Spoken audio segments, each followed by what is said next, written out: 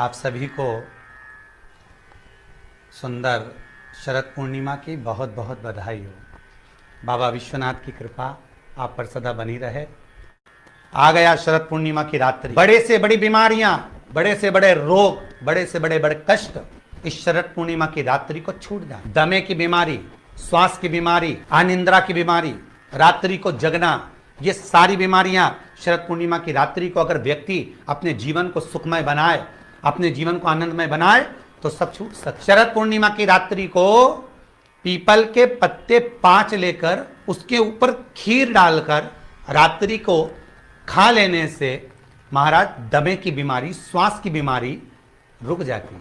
वो बीमारी बढ़ती नहीं है, उससे कष्ट नहीं हो। जिन बच्चों के नेत्र कमजोर होते हैं, रोशनी कमजोर होती है, शरद पूर्णिमा के दिन रात्रि को 12 बजे भगवान चंद्रदेव का दर्शन कराइए। 5 से 7 मिनट तक नयन मिलाएं चंद्रदेव के, और बाद में एक पीपल के पत्ते पर खीर जो चंद्र के नीचे रखी हुई है उसी खीर को चटा दीजिए, फिर चंद्र का दर्शन कराओ। श्री शिवाय नमस्तुभ्यं। श्री शिवाय नयन की ज्योति बढ़ती है। नमस्तुभ्यं। नींद नहीं आती तो निंद्रा देवी प्रवेश करती है, निंद्रा अच्छी आती है, आनंदित होता है।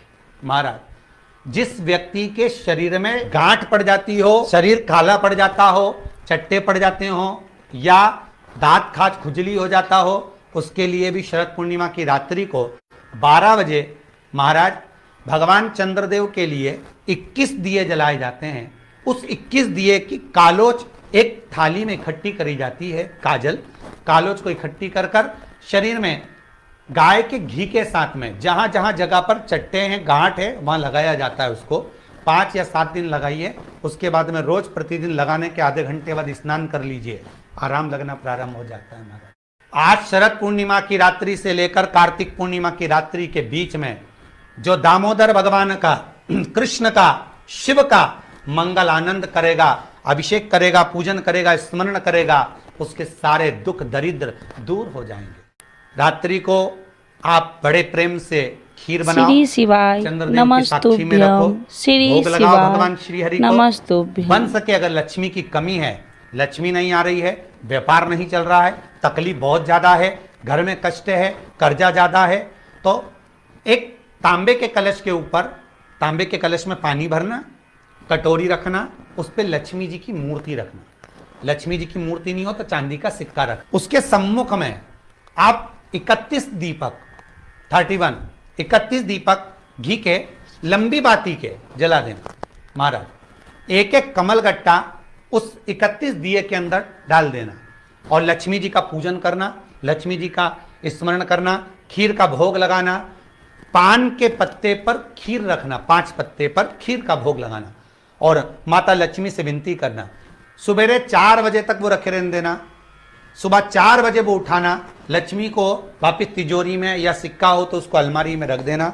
जो खीर बनी है वो प्रसाद के रूप में सुबह 8 बजे, 10 बजे, 9 बजे जब खाना हो प्रेम से खाना।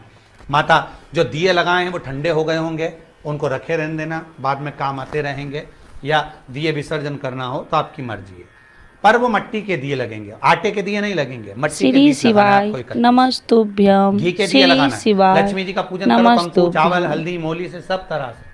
शरद पूर्णिमा की रात्रि को सुख मिलेगा, आनंद मिलेगा, लक्ष्मी की वृद्धि होगी, कार्य सिद्धि होगी।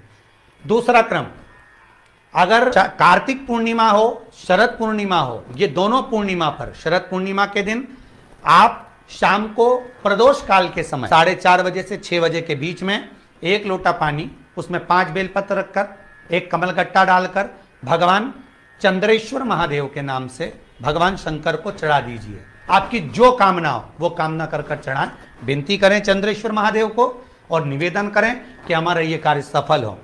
केवल शरद पूर्णिमा के दिन चढ़ाइए, कार्तिक पूर्णिमा तक क्या फल मिलता है हमको जरूर बताइए। भी शरद पूर्णिमा की रात्रि को और कार्तिक पूर्णिमा की रात्रि को गर्भवती नारी अपनी नाभि पर यदि चंद्र की दृष्टि पड़वा लेती है तो बच्चा विकलांग पैदा नहीं होता है। श्री शिवाय नमस्तुभ्यं। श्री शिवाय नमस्तुभ्यं।